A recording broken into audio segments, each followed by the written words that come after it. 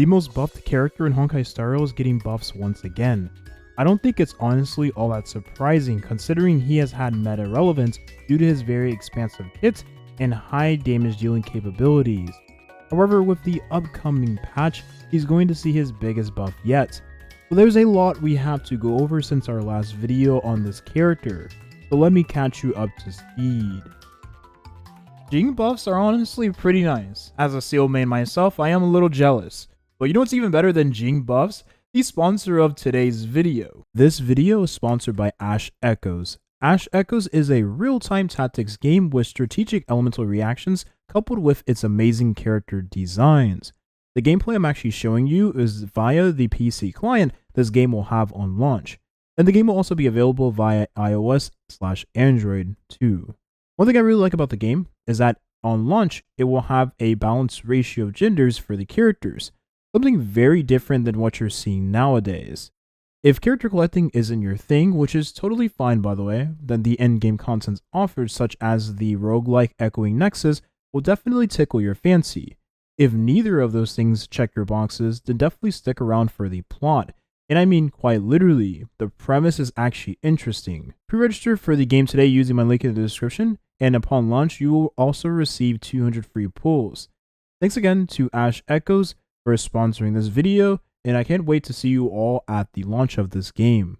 Ever since the introduction of Robin in patches 2.2, Jing has been able to remain meta relevant. For one, it helps that he has a kit that synergizes extremely well with the not only top tier supports, but also the current meta centered around follow-up attack teams. Jing has also been able to keep up with the likes of Acheron against lightning weak content thanks to the fact that the extra damage and lower resistances allows him to comfortably clear the content where she shines with her AoE damage, pure fiction. It also works in the favor of Jing more that the same content is where Robin is best in slot, due to her team-wide AoE push on the ultimate, which gives extra AoE damage and Lightning Lord stacks. So long story short, Robin felt like the biggest buff to this character. What if I told you there would be an even bigger buff with the addition of Sunday? And what kicks that up a notch even further is the synergy Robin will have alongside said character. Jing was always primarily used in the hypercarry format until the introduction of characters like Topaz, and Aventurine, which gave this character more wiggle room with his team compositions. So not only has having an expansive kit allowed him to continuously remain meta relevant, but has also given him more freedom with who is on his team, unlike other traditional hypercarry damage dealers. Leading up to the release of Sunday, we've not only had Robin, but more planar sets giving an extra damage increase to his allies and himself. But before we do get into the planar sets, let's not forget that Jade did release in 2.3, which was a big buff to not only his pure fiction teams, but also his AoE clear teams in just all contents in the game. Jade is able to give speed increase to the allies she uses her elemental skill on, but Jade also gets stacks towards her passive, which allows her to dish out a follow-up attack depending on the amount of allies the ally that is buffed by Jade hits with the skill or any other attack. This in turn means that Jade alongside Jing is going to provide a very nice team for pure fiction, which not only helps with pure fiction clears against enemies that are weak to both quantum and lightning or either one, but it also does help with the AoE contests in the game, which allows you to pretty much have a very nice comfortably clear using Jing in your AoE teams. Now I know most Jing mains didn't roll for Jade just because she was a slight buff to his AoE teams in pure fiction, and most players at this point honestly have benched Jing in turn of using other characters that are more suited for the AoE contents we have right now, but this has been a very nice buff for the character, and in all honesty, it does contribute to the video, which is Jing being the most buffed character in Honkai Star Rail. Now back to the planar sets, the Wondrous Planar set, which was released in patch 2.5, was to give Jing an overall buff to his damage threshold thanks to being able to utilize the full passive, because of his existing Lightning Lord on the field, which counts as a summon. What's important to note is that this planar set has 100% uptime on the 48% critical damage as the fight starts, because of the needed criteria unlike the previous planar set, Duran, which needed an ally present with a follow-up attack in their kit.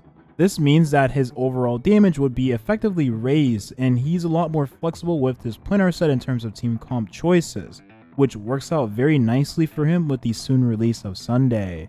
Now in current era Star Rail, Jing would find himself with a little more meta relevance in the current meta, and especially now with the rerun of both Aventurine and Acheron. I'll explain why. Aventurine's awaited rerun means Jing now has his best defensive option alongside him, which for any player that doesn't already have him gets a net buff to their Jing team. And for those that already have him, can get a con or signature light cone for the character for added damage to the overall team damage, helping with clear times drastically. If you take into consideration, Jing's best team currently features Robin, who is a buff to every character that deals damage in the team for follow-up. This would give Aventurine even more selling power. And let's not forget that Aventurine does give allies effect resistance, which does help with resisting debuffs that the enemy does throw at you, which means Jing will more naturally resist those CC effects and allows him to keep the damage uptime on his Lightning Lord, which ends up being a slight buff versus Fujuan, because Fujuan does give a CC blockage, but it only counts for one single CC effect, whereas Aventurine allows you to block any CC effect that is thrown your way, assuming you have the shield on the character. With the rerun of Star Rail's most fundamentally broken damage dealer, Jing would find himself amongst a current in-game content centered around lightning weak enemies, which gives him more temporary relevance for the patch. And this is of course assuming you don't own Robin's first Eidolon. This allows him to compete with the meta characters of the patch, and is really no different than when Chlorinde released, for example in Genshin Impact, and Kashin was to benefit from the current in-game contents due to their similar kit structure. So with the plethora of buffs Jing has continued to receive since our last video, it sort of seems like this character can cool off for the time being. Not only is Jing at this point pretty expensive for any main of the character, with having to constantly dump your Trailblaze power into newer planar sets, but also the introduction and return of best in slot allies, which gives even more pressure on your Stellar Jade savings. Things honestly haven't and won't get better with the soon release of 2.7 in Honkai Star Rail. This upcoming patch not only features Sunday, a brand new Harmony character who is going to give Jing his biggest buffs yet, but also a better utilization of the previously released relic set for single target offensive buffers like Sparkle and Bronya. Sparkle is a little outdated for Jing, but considering this new planar set matches the color scheme of Sunday, we can pretty much assume he's going to function the same as the set entails. This new set gives an extra 36% crit damage to the buff ally, in this context being Jing, and the wearer of said set will have increased speed. The crit damage increase lasting for 2 turns will mean that Jing's Lightning Lord will benefit from said damage, making it nice for hypercarry formats. And the speed increase could mean these two things in all honesty.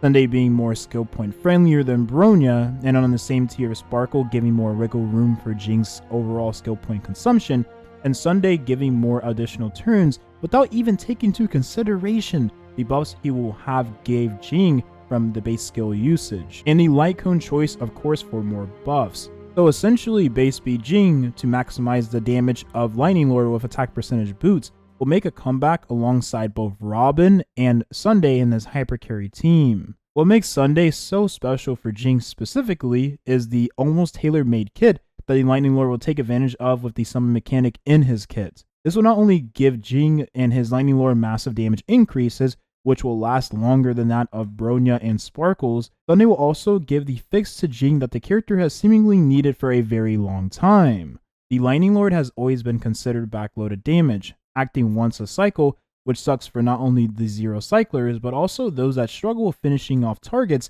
and or find themselves CC'd on Jing. There's just so many loopholes with Jing's Lightning Lord summon, but Sunday will essentially action forward the Lightning Lord and increases damage, which not only gives Jing so much extra damage over the course of the fight, but also better distributed damage that now you have much more control over, which honestly feels a lot more like the release of Fei Zhao for the Topaz team instead of using Dr. Ratio. Sunday also gives a bunch of other things that will make him feel a lot more of an upgrade over Ting Yun if you catch my drift. And no, I'm not talking Fue. This new mechanic will not only be the biggest buff to Jing yet, but now make the character a lot more bearable for those that own the character or currently don't own him. Let's not forget, we have Robin in the same team, who gives additional turns and even further damage increases with crit damage additionally that the Lightning Lord benefits from. All of these things coupled with the planar set that gives Jing 48% crit damage for just existing is honestly enough to make a Seal main like myself shed tears. Not saying Sunday isn't gonna buff her either, but it's just not fair. With this being the final video on Jing, I thought why not finish it off with a conclusion to his journey. Jing will now be a lot more ingrained into the Star Rail meta for both Memories of Chaos and Pure Fiction, which is honestly a lot more fitting for the character people once Doom posted into oblivion. Also take this as Star Rail's way of showcasing balance patches for their old characters, with the exception being that the Hoyoverse balance patches are most definitely pay to win. Thank you for watching, and have a nice rest of your day.